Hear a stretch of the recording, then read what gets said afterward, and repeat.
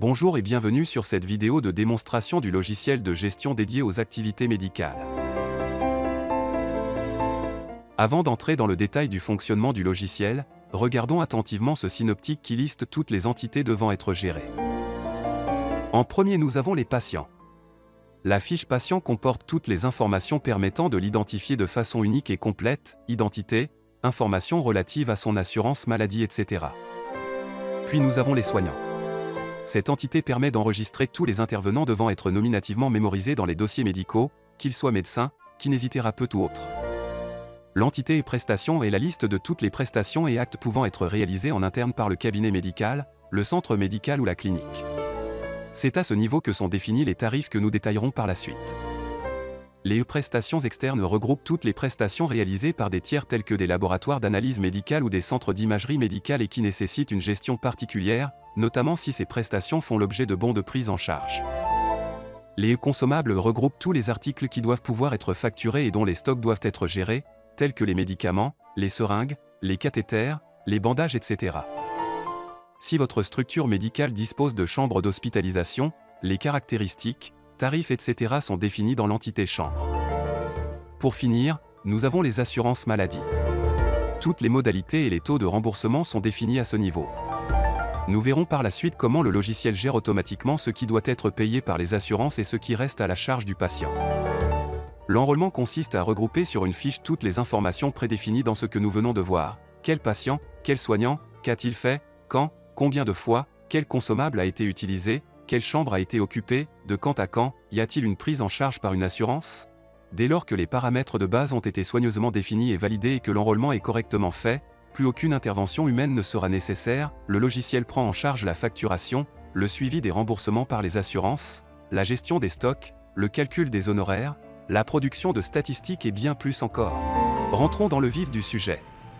À l'ouverture du logiciel, c'est le module salle d'attente qui s'affiche par défaut. C'est en effet par là que débute le circuit patient, vous remarquerez qu'il y a beaucoup de points de menu.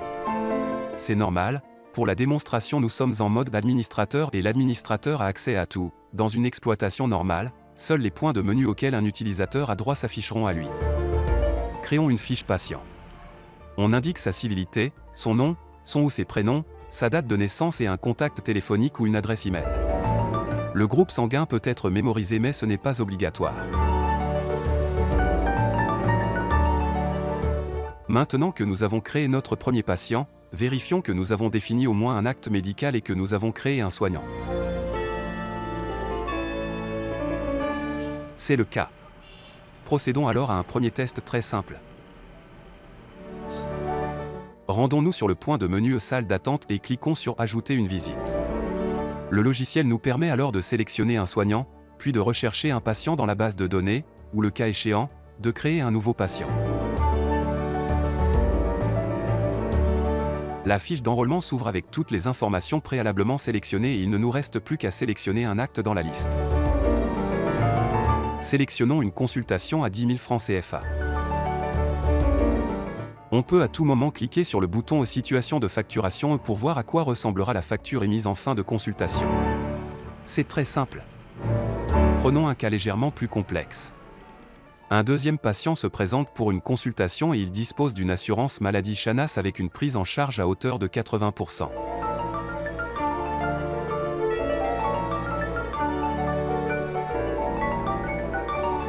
On lui ajoute une consultation à 10 000 francs CFA et constatons que le logiciel calcule automatiquement la part à payer par l'assurance et le montant du ticket modérateur à payer par le patient. Dès lors que le patient a une assurance maladie, le logiciel génère automatiquement une facture pour l'assurance et une facture pour le patient à condition qu'il ait quelque chose à payer.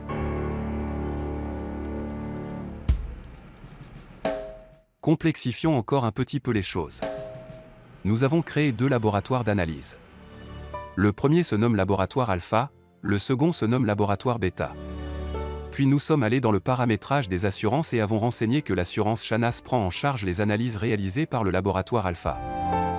Nous enrôlons à nouveau notre patient assuré Chanas et cette fois-ci nous le passons directement en hospitalisation de sorte à afficher toutes les options disponibles.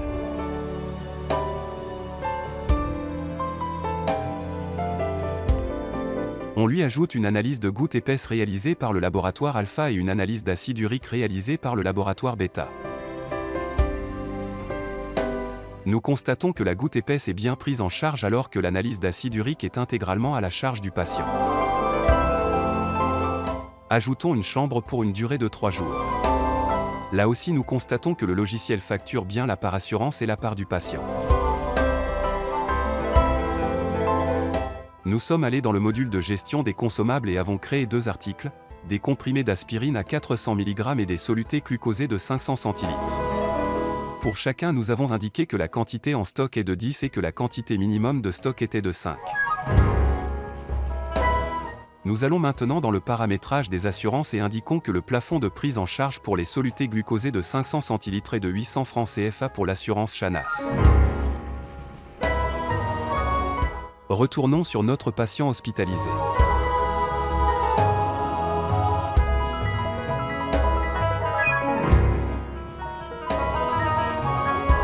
Nous allons ajouter des consommables, plus précisément des cachets d'aspirine et des solutés glucosés de 500 centilitres. Vous remarquerez sur les écrans que le montant facturé à l'assurance maladie pour les solutés est de 800 francs CFA, ce qui correspond au plafond de remboursement que nous avons préalablement défini. La différence entre le plafond de remboursement et le prix du consommable est à la charge du patient. Le nombre d'actes, de prestations, de consommables ou de jours d'hospitalisation sur une fiche d'enrôlement n'est pas limité et on pourrait ajouter des dizaines de lignes. Pour les besoins de cette démonstration, nous allons toutefois clôturer et facturer cette hospitalisation. En aperçu, vous voyez la facture émise pour l'assurance et ses annexes. Bien. Faisons une petite synthèse. Nous venons de vous montrer comment un opérateur a posé des actes, des prestations externes, des consommables, etc. sur une fiche d'enrôlement. Nous avons également montré comment le logiciel répartit les sommes à payer entre assurance maladie et patient. Et pour finir, nous avons émis une première facture. Voyons maintenant les informations que le logiciel a automatiquement générées et classées pour vous. Allons sur le point de menu facture à encaisser. Nous avions précédemment clôturé une hospitalisation qui a donné lieu à l'émission de 2 factures, l'une pour l'assurance et la seconde pour le patient. La facture émise pour le patient a été automatiquement classée dans la liste des factures à payer, tandis que la facture pour l'assurance a été classée dans le dossier assurance comme nous le verrons par la suite. Il suffit de cliquer sur le bouton encaisser, d'indiquer le mode de paiement et un reçu est généré par le logiciel. Le reçu est enregistré dans le journal des reçus et peut à tout moment être rappelé et visualisé.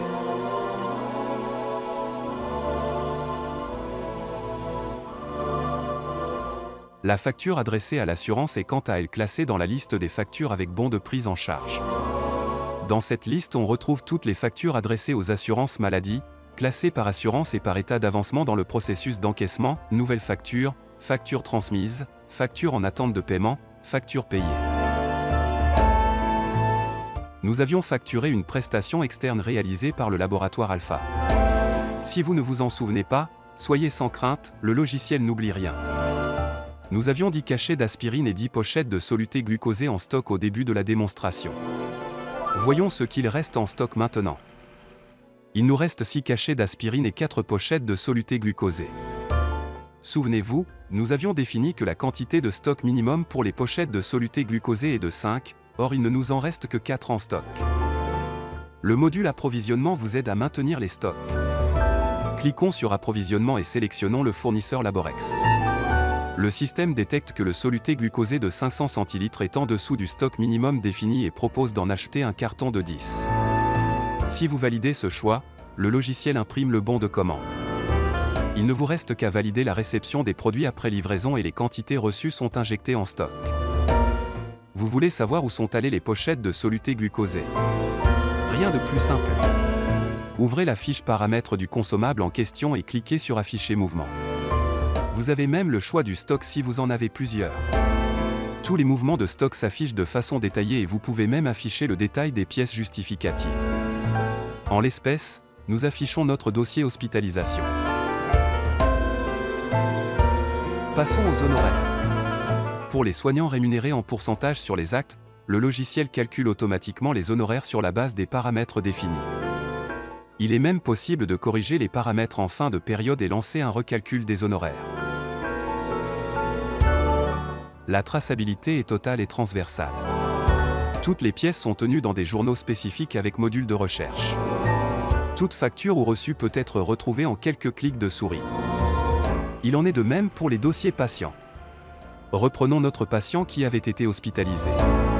Sa fiche indique qu'il a eu une visite ambulatoire et une hospitalisation.